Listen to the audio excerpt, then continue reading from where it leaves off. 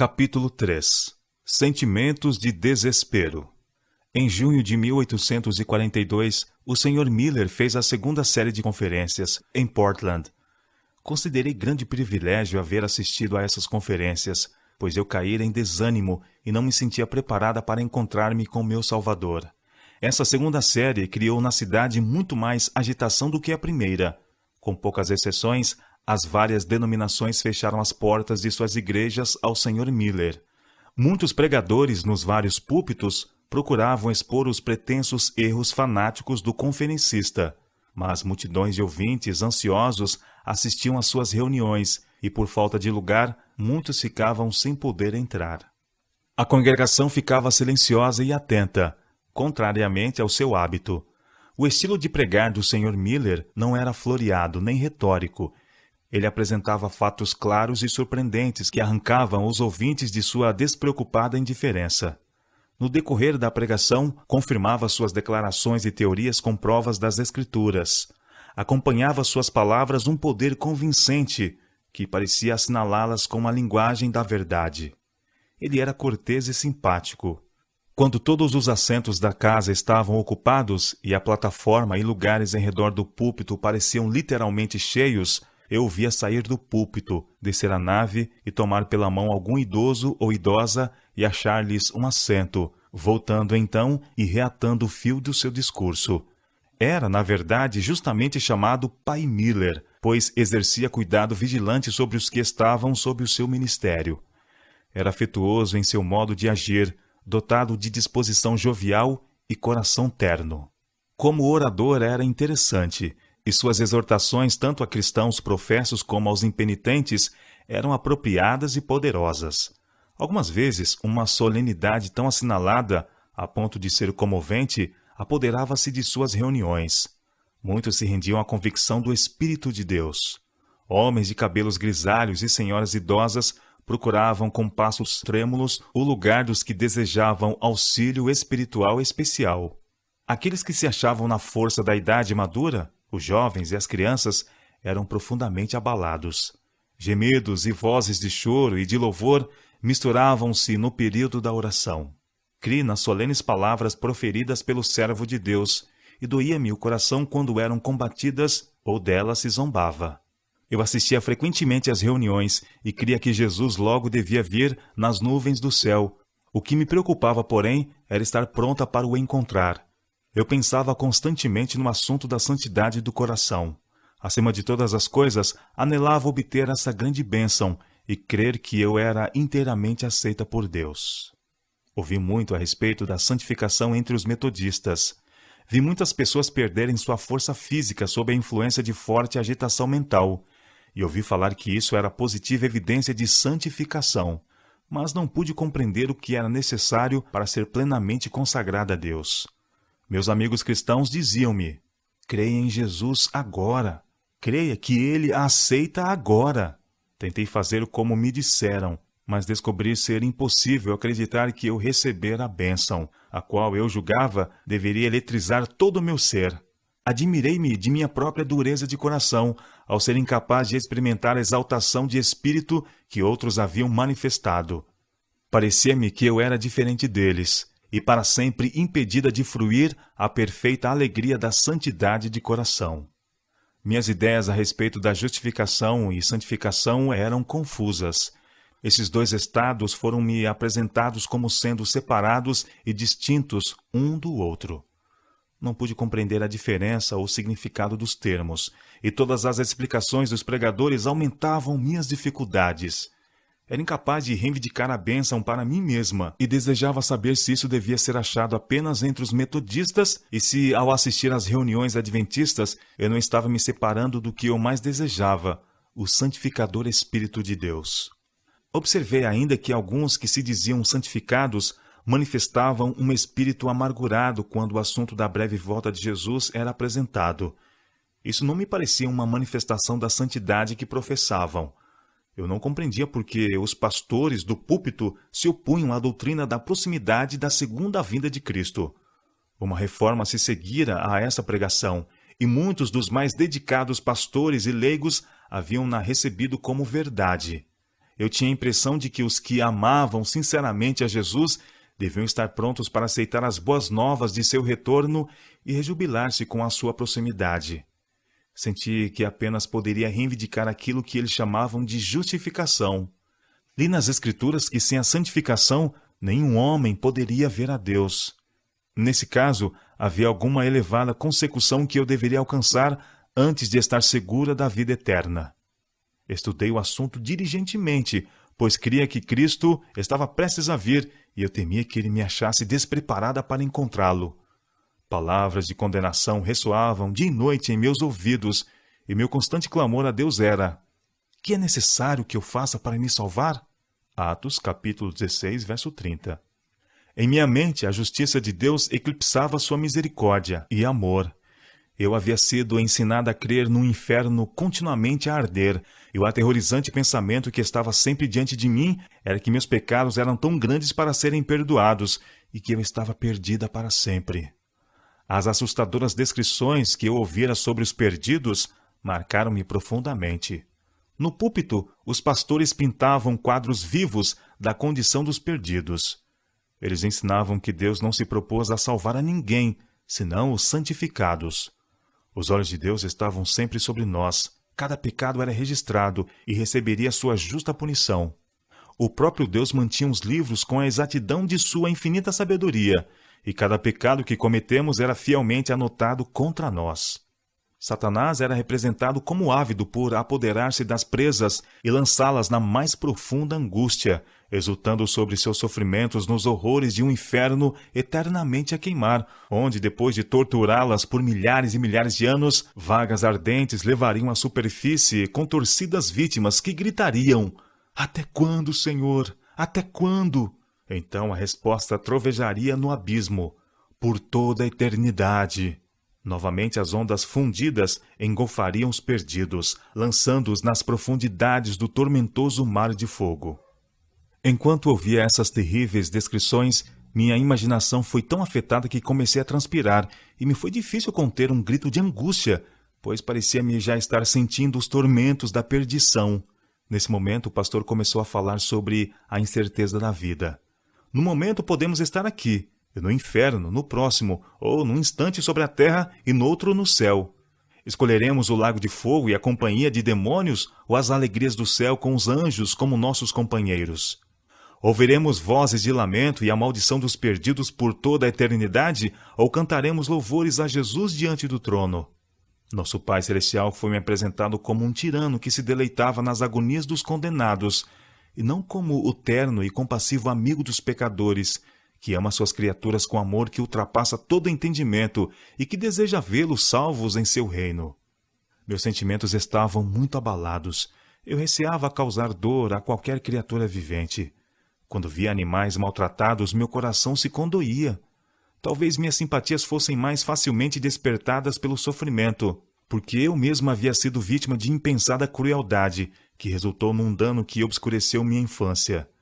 Mas quando tomou posse de minha mente o pensamento de que Deus tinha prazer em torturar suas criaturas, que haviam sido formadas à sua imagem, uma cortina de trevas pareceu separar-me dele. Quando pensei que o Criador do universo lançaria os ímpios no inferno para queimarem nas infindáveis eras eternas, meu coração curvou-se atemorizado e perdi a esperança de que tão cruel e tirânico ser consentiria em salvar-me da condenação do pecado. Pensava eu que o destino do pecador condenado seria o mesmo para mim, sofrer eternamente nas chamas do inferno, enquanto Deus existisse. Essa impressão aprofundou-se em minha mente, a tal ponto que temi perder a razão. Eu observava os mudos animais com inveja, porque eles não tinham alma a ser punida após a morte. Muitas vezes tive o desejo de nunca ter nascido. Escuridão total desceu sobre mim e pareceu-me não haver um caminho para fora dessas sombras. Pudesse a verdade, como agora a conheço, ser-me apresentada então, e muitas perplexidades e tristezas ter-me-iam sido poupadas.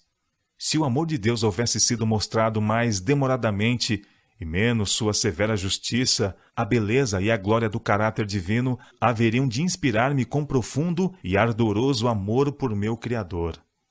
Tenho pensado que muitos internados em asilos de loucos foram para ali levados por experiências semelhantes à minha própria. Sua consciência foi abalada por um senso de pecado, e sua tremente fé não ousava suplicar de Deus o prometido perdão. Ouviam as descrições do inferno ortodoxo, até que parecia coagular o próprio sangue das veias e imprimir com fogo uma impressão nas placas da memória. Andando ou dormindo, o terrível quadro estava sempre presente, até que a realidade se perdeu na imaginação, e eles só viam a rodeá-los as chamas de fabuloso inferno, e só ouviam os gritos dos condenados. A razão foi destronada, e o cérebro se encheu de confusa fantasia de um sonho terrível. Os que ensinam a teoria de um inferno perene fariam bem em cuidar com mais atenção de sua autoridade para manter crença tão cruel. Até então, eu nunca orara em público e tinha apenas falado algumas tímidas palavras na reunião de oração. Tive a impressão de que deveria buscar a Deus em oração em nossas pequenas reuniões sociais. Isso não ousava fazer, receosa de me atrapalhar e não poder exprimir meus pensamentos. Impressionou-me, porém, tão fortemente o senso do dever, que quando tentei orar em particular, parecia que estava a gracejar com Deus, porque deixara de obedecer à sua vontade. Venceu-me o desespero e por 3 longas semanas nenhum raio de luz penetrou a escuridão que me rodeava. Intensos eram os meus sofrimentos mentais. Algumas vezes, durante a noite toda, eu não ousava cerrar os olhos, mas esperava até que minha irmã gêmea dormisse profundamente. Deixava então silenciosamente o leito e me ajoelhava no soalho, orando em silêncio com uma agonia intensa que se não pode descrever. Os horrores de um inferno a arder eternamente estavam sempre diante de mim. Sabia que era impossível viver por muito tempo nesse estado e não ousava morrer e enfrentar a terrível sorte do pecador. Com que inveja eu olhava aqueles que reconheciam a sua aceitação por parte de Deus. Quão preciosa parecia para o meu coração agoniado a esperança cristã. Frequentemente eu ficava prostrada em oração quase a noite toda, gemendo e tremendo com angústia inexprimível e desespero indescritível. Senhor, tem misericórdia, era meu clamor, e semelhante ao pobre publicano, eu não ousava levantar os olhos para o céu, mas curvava a fronte para o soalho. Fiquei muito magra e fraca, e não obstante ocultei meu sofrimento e desespero.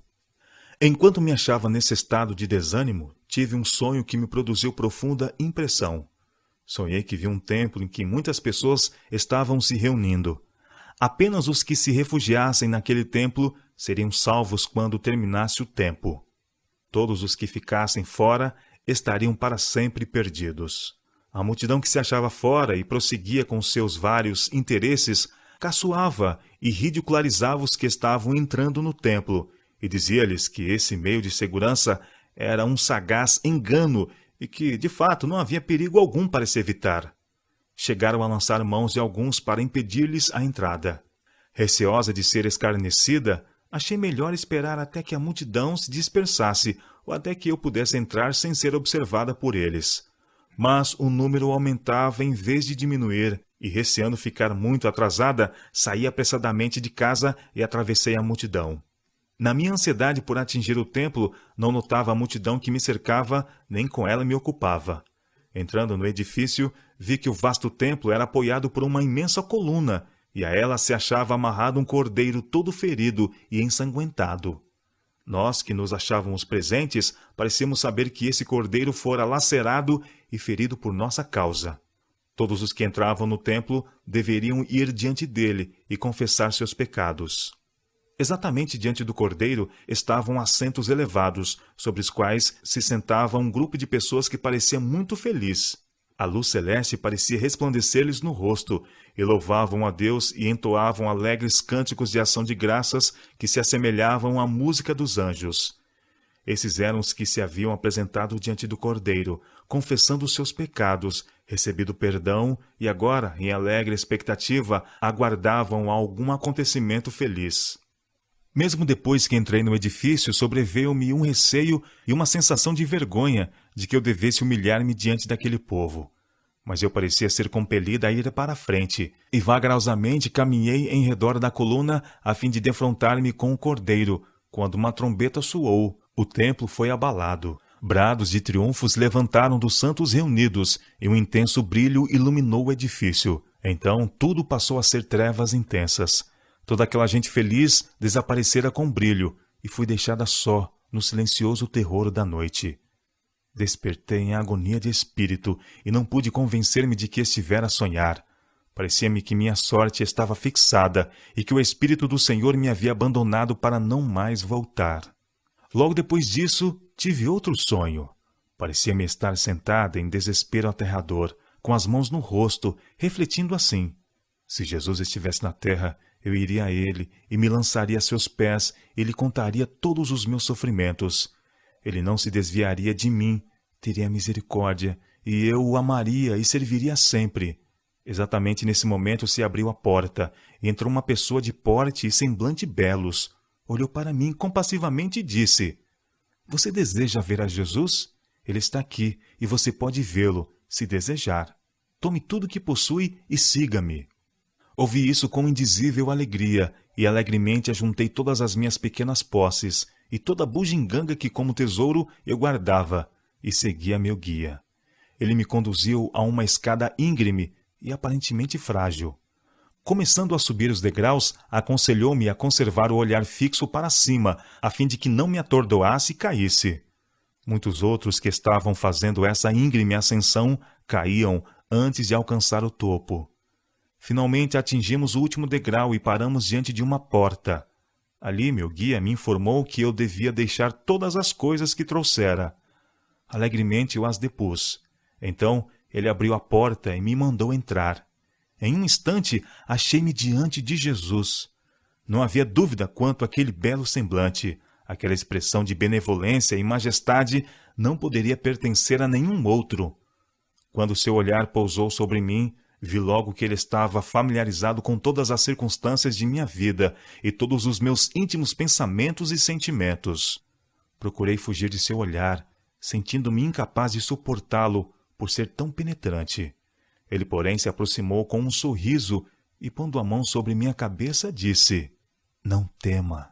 O som de sua doce voz agitou-me o coração com uma felicidade que nunca experimentara antes. Eu estava alegre demais para poder proferir uma palavra, e vencida pela emoção, caí prostrada a seus pés. Enquanto ali jazia inerte, cenas de beleza e glória passaram diante de mim, e parecia-me ter alcançado a segurança e paz do céu. Finalmente recuperei as forças e levantei-me. O olhar amorável de Jesus ainda estava sobre mim, e seu sorriso enchia o meu coração de alegria. Sua presença despertou em mim santa reverência e amor inexprimível. Meu guia abriu então a porta, e ambos saímos. Mandou que eu tomasse de novo todas as coisas que havia deixado fora. Isso feito, entregou-me um fio verde muito bem enovelado. Ele me disse que o colocasse perto do coração, e quando quisesse ver a Jesus, o tirasse do seio e o estirasse inteiramente. Preveniu-me de que o não deixasse ficar enrolado durante muito tempo, para que não se embaraçasse e fosse difícil desemaranhar.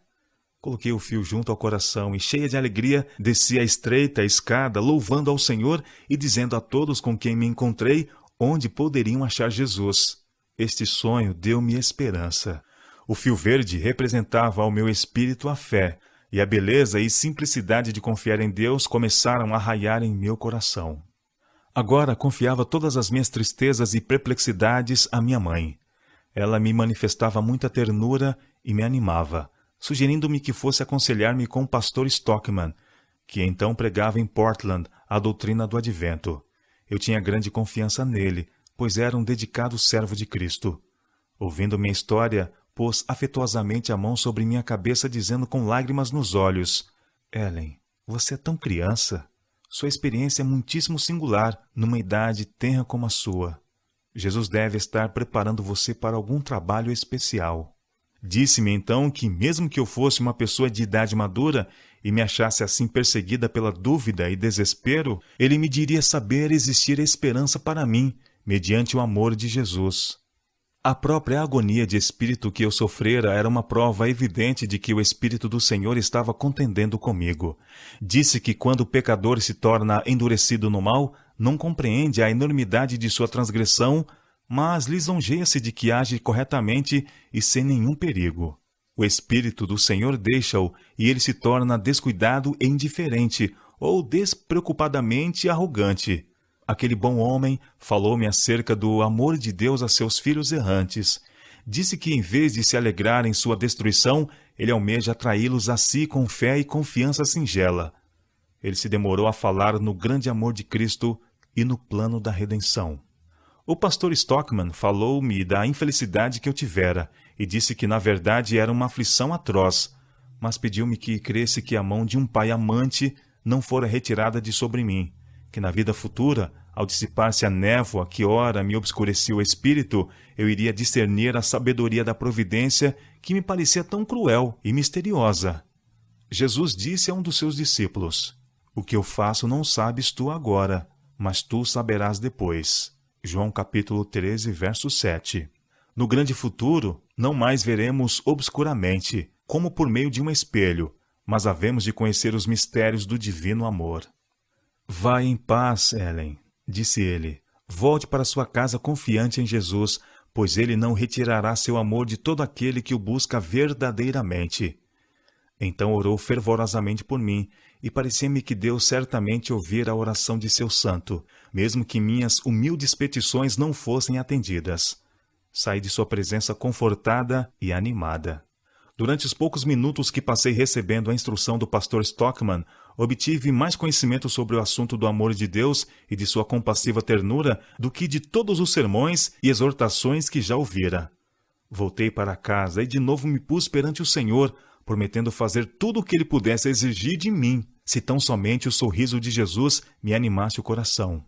Foi-me apresentado o mesmo dever que antes me perturbara o espírito: tomar a minha cruz entre o povo de Deus congregado. A oportunidade não tardou. Naquela noite, houve uma reunião de oração a qual assisti. Quando todos se ajoelharam para orar, prostrei-me com eles, trêmula.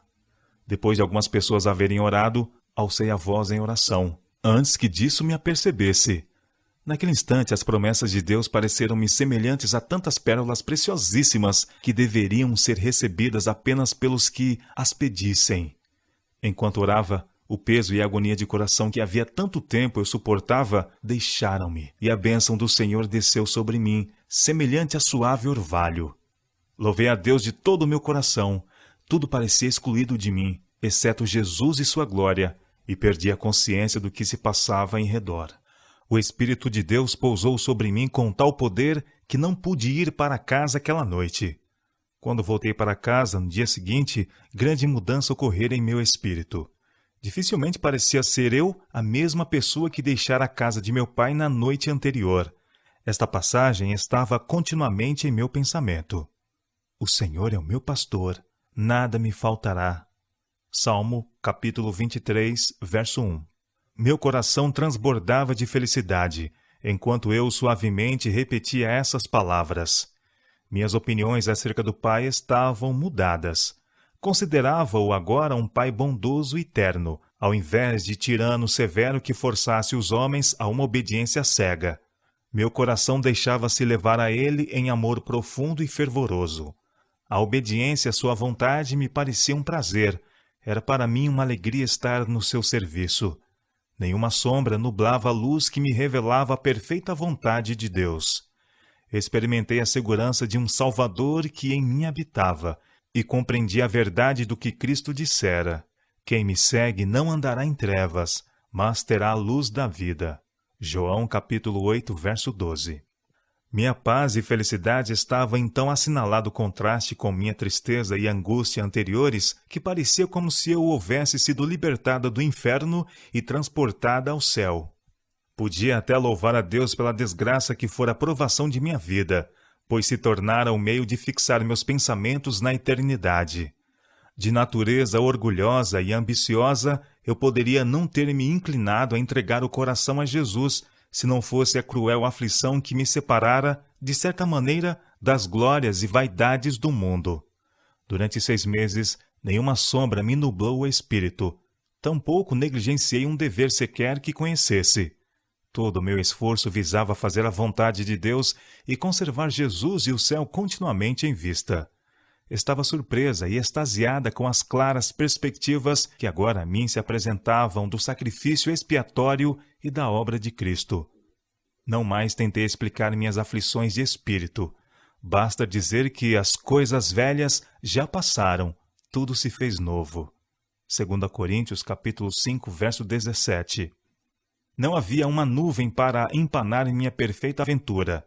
Eu aspirava a contar a história do amor de Jesus, mas não sentia disposição para entreter conversação habitual com qualquer pessoa. Meu coração estava tão cheio de amor a Deus e daquela paz que excede todo entendimento que eu me comprazia em meditar e orar. Na noite seguinte, aquela em que recebi tão grande bênção, assisti à reunião adventista. Quando chegou a hora para os seguidores de Cristo falarem a favor dele, não pude ficar em silêncio, mas levantei-me e relatei a minha experiência. Nenhum pensamento me viera à mente quanto ao que deveria dizer, mas a singela história do amor de Jesus para comigo caiu-me dos lábios com perfeita liberdade, e meu coração estava tão feliz por ter se libertado de seu cativeiro de negro desespero que perdi de vista o povo em redor de mim e parecia-me estar sozinha com Deus. Não encontrei dificuldade em expressar minha paz e felicidade, a não ser nas lágrimas de gratidão que me embargavam a voz quando falei do prodigioso amor que Jesus havia demonstrado para comigo. O pastor Stockman estava presente. Ele me vira recentemente em profundo desespero, e ao constatar agora a notável mudança que se realizara em minha aparência e sentimentos, emocionou-se. Ele chorou em voz alta, alegrando-se comigo e louvando a Deus por essa prova de sua terna misericórdia e amorável bondade. Não muito tempo depois de receber esta grande bênção, assisti a uma assembleia da Igreja Cristã que o pastor Brown dirigia.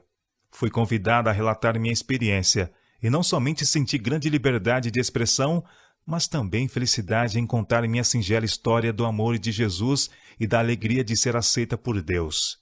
Enquanto eu falava com o coração submisso e olhos lacrimosos, parecia ter a mente atraída para o céu em ações de graças. O poder sensibilizador do Senhor apossou-se do povo congregado. Muitos choravam e outros louvavam a Deus. Os pecadores foram convidados a levantar-se para que se fizessem orações em seu favor, e muitos atenderam. Meu coração estava tão grato a Deus pela bênção que me concedera que almejava que outros participassem dessa alegria santa. Interessei-me profundamente por aqueles que poderiam estar sofrendo sob a convicção do desagrado do Senhor e do fardo do pecado. Enquanto relatava a minha experiência, pressenti que ninguém poderia resistir à evidência do amor perdoador de Deus que em mim realizara uma mudança tão maravilhosa. A realidade da verdadeira conversão parecia-me tão evidente que eu desejava ajudar minhas jovens amigas a verem para a luz, aproveitando cada oportunidade para exercer minha influência nesse sentido. Providenciei reuniões com minhas jovens amigas, algumas das quais eram consideravelmente mais velhas do que eu, e outras, em menor número, casadas. Várias delas eram frívolas e desatenciosas. Minha experiência soava-lhes aos ouvidos como uma história ociosa e não davam crédito às minhas exortações. Decidi, porém, que meus esforços não cessariam sem que essas queridas pessoas, por quem eu tinha tão grande interesse, se entregassem a Deus. Despendi várias noites em oração fervorosa por aquelas pessoas que eu buscara e reunira, com o propósito de com elas trabalhar e orar. Algumas delas se haviam reunido conosco pela curiosidade de ouvir o que eu tinha para dizer. Outras me julgavam fora de mim, por eu ser tão persistente em meus esforços, especialmente quando não manifestavam interesse algum. Mas em cada uma de nossas pequenas reuniões, continuei a exortar e a orar em prol de cada uma separadamente, até que todas se entregassem a Jesus, reconhecendo os méritos de seu amor perdoador. Todas se converteram a Deus. Noite após noite, em meus sonhos, eu parecia estar trabalhando pela salvação de seres humanos. Em tais casos, eram-me apresentados ao Espírito casos especiais. Estes eu procurava mais tarde, orando com as pessoas envolvidas. Com exceção de uma, todas essas pessoas se entregaram ao Senhor. Alguns dos nossos irmãos mais formalistas temiam que eu fosse demasiado zelosa pela conversão das pessoas, mas o tempo parecia-me tão curto que eu cria devessem todos, que possuíssem a esperança de uma bem-aventurada imortalidade e aguardassem a próxima vinda de Cristo, trabalhar sem cessar por aqueles que ainda estavam em pecados e se encontravam à beira de terrível ruína. Conquanto fosse muito jovem, o plano da salvação era-me tão claro e minha experiência pessoal tão assinalada que, considerando a questão, compreendi ser meu dever continuar meus esforços pela salvação de vidas preciosas, orar e confessar a Cristo em toda oportunidade. Todo o meu ser foi consagrado ao serviço de meu Mestre. Tomei a determinação de, acontecesse o que acontecesse, agradar a Deus e viver como alguém que esperava o Salvador voltar e recompensar os fiéis. Sentia-me semelhante a uma criancinha que se dirigisse a Deus como a seu pai, perguntando-lhe o que queria que fizesse. Então, como me fosse explicado o meu dever, em cumpri-lo, eu sentia a maior das felicidades. Provações peculiares algumas vezes me assediavam.